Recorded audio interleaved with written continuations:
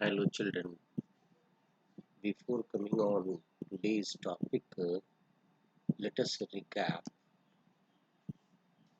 the nature of electric field. For a point charge, electric field is kq by r square, where k equal to 1 by 4 pi epsilon naught. Means electric field is proportional to 1 by r square. If we see in the case of dipole, electric field is proportional to 1 by r cube.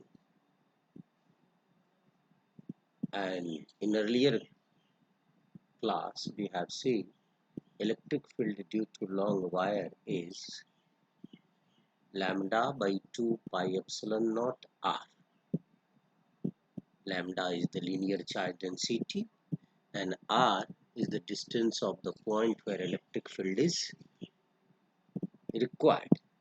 Means electric field is proportional to 1 by r square. Now another application of Gauss law, that is electric field due to a uniformly charged infinite plane sheet. In this we will see the two. First, as for a single plane sheet and two parallel infinitely long plane sheet, we will see these two one by one. First, electric field intensity due to a uniformly charged infinite plane sheet. Let us consider a plane sheet of charge density sigma. For this, consider a Gaussian surface which encloses this plane sheet. Let us say the Gaussian surface is cylindrical of radius r, and the length of this Gaussian surface, that is cylinder, is L.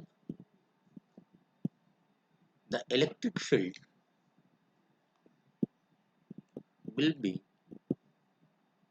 straight, parallel and uniformly spaced throughout the region. See, for this area A,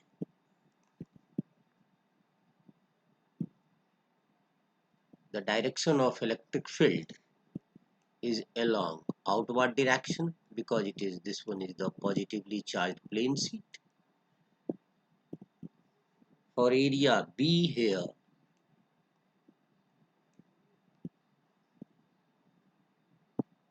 the direction of electric field is again outward. For curved surface C,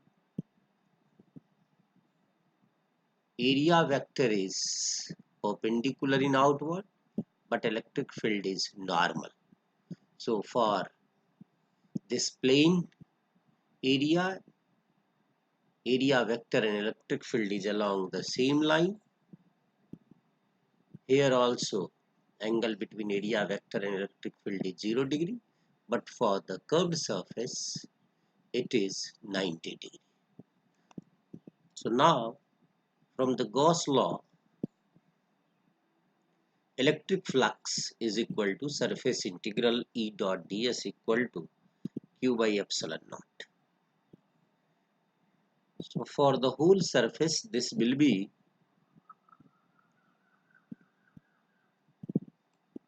first electric flux passing through this surface A,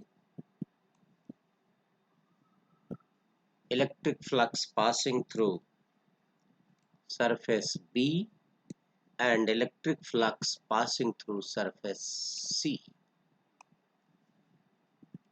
This total will be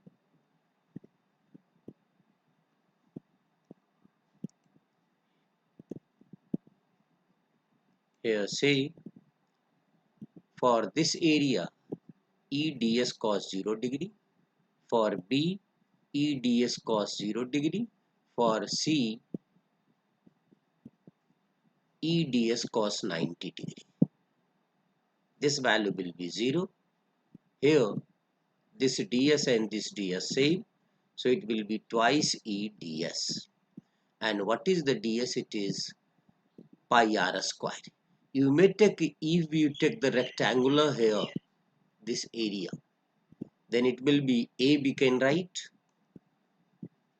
So the electric flux is Q by epsilon naught, and that is sigma A by epsilon naught. So Q equal to sigma A, where sigma is the surface charge density. So therefore 2 into area is equal to sigma area by epsilon naught. So electric field equal to sigma by 2 epsilon naught. In vector form we can write vector E equal to sigma by 2 epsilon naught n cap. Here certain points to be noted. See, the electric field doesn't depends on the size. It doesn't depends on the distance at which we want electric field. Means for due to a plane sheet, electric field strength everywhere will be the same. Now, electric field intensity due to two parallel infinitely long thin plane sheet of charge. First, two plane sheet, let it be of the charge density sigma 1 and sigma 2, where sigma 1 is greater than sigma 2. This one is the first sheet. For this, see the direction of electric field radially outward. Right hand side in this direction, left hand side along this direction. Now for the second sheet, which is also the plus sigma 2, but this density is lesser than the first one. So the intensity, the strength will be less, but we can see the direction due to the second one. Right hand side along this direction and left hand side along this direction. So here, this side, net electric field will be along this side. Both will be added. In region 2 means in between. Because E1 is more, E2 is less, so electric field is along the direction of E1. And now in region 3, that is the rightmost, once again electric field is in direction of E1. So summarize if we do for the region 1, electric field equal to vector sum E1 plus E2, so that is sigma 1 plus sigma 2 by twice epsilon naught. If these two equal, sigma 1 and sigma 2, then it will be sigma by epsilon naught. In between, if these two equal, then it will be 0. And in outside, once again it is, if sigma 1 and sigma 2 equal, then it will be sigma by twice sigma by epsilon naught. Now case 2, another case we will take. One is positive, other is negative. Then what happens? As we have seen earlier, sigma 1 is positive, so direction of electric field is here. If it is negative, another sheet is negatively charged, then electric field is along this sheet.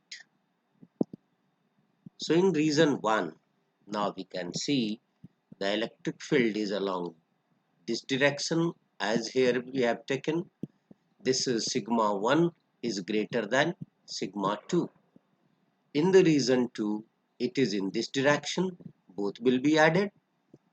Here we have to subtract, but since it is the more, so net electric field is along the direction of E1. Again we can in the tabular form see in region 1 sigma 1 minus sigma 2 by epsilon twice epsilon naught. In middle region it is sigma 1 plus sigma 2 by twice epsilon naught because both field is along the same direction. Now in region 3 it is sigma 1 minus sigma 2 by twice epsilon naught. Now case 3. Here say one is plus sigma, other is minus sigma. Then what will be the electric field? And if both are equal,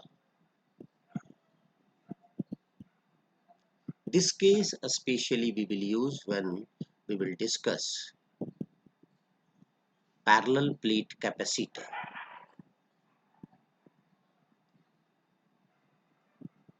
So here we can see in the region 1 sigma 1 minus sigma 2 by twice epsilon naught, but we have taken sigma 1 and sigma 2 equal, then this will be again here in the middle region sigma by epsilon naught, and in region 3 it is 0. So in the parallel plate, if having the charge density same in magnitude but opposite in nature, then outside there's no field, only field is inside.